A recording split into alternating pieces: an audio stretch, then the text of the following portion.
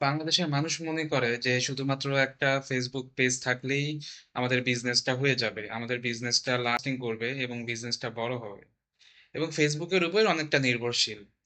এখন ফেসবুকের মধ্যে বিজনেস করা মানে হচ্ছে আপনার অন্যের দোকানে ব্যবসা করা, বা হচ্ছে আপনার অন্যের জমিতে চাষাবাদ করা। সে জমিওয়ালা চাইলেই আপনাকে যে কোনো সময় বাদ দিতে পারবে, এবং হচ্ছে আপনার দোকানদার বা ভাড়াটিয়ার মতো যেরকম যদি আপনি থাকেন, আপনাকে যে কোনো সময় আপনার দোকান ছেড়ে দিতে বলবে। তেমনই ফেসবুক, যখন আপনি ফেসবুকে বিজনেস করতেছেন, কোন একটা কারণে ফেসবুক আপনাকে রেস্ট্রিকশন দিতে পারে, তখন আপনার কাস্টমার গুলোর কি হবে?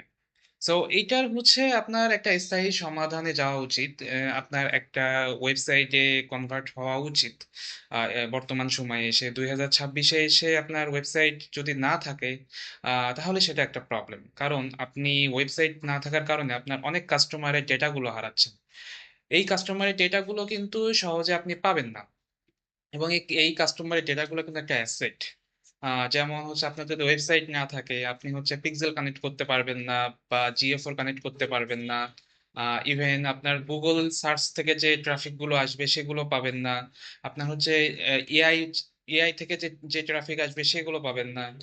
সো আপনার বর্তমানে মনে হয় যে ওয়েবসাইট তৈরি করাটা খুব ইজি। কারণ এখন আপনার শপিফাই আছে, ওয়ার্ডপ্রেস আছে, ওয়ার্ডপ্রেসে তো ফ্রিতে ওয়েবসাইট করানো যায়। এরপরে আছে হচ্ছে আপনার বিভিন্ন ভাইব কোডিং যে এআই গুলো আছে, সেগুলোর মাধ্যমে খুব ইজিলি ওয়েবসাইট বানানো যায়। আর এছাড়া ওয়েবসাইটের আগের মতো কিন্তু অত কমপ্লেক্সিটি নাই।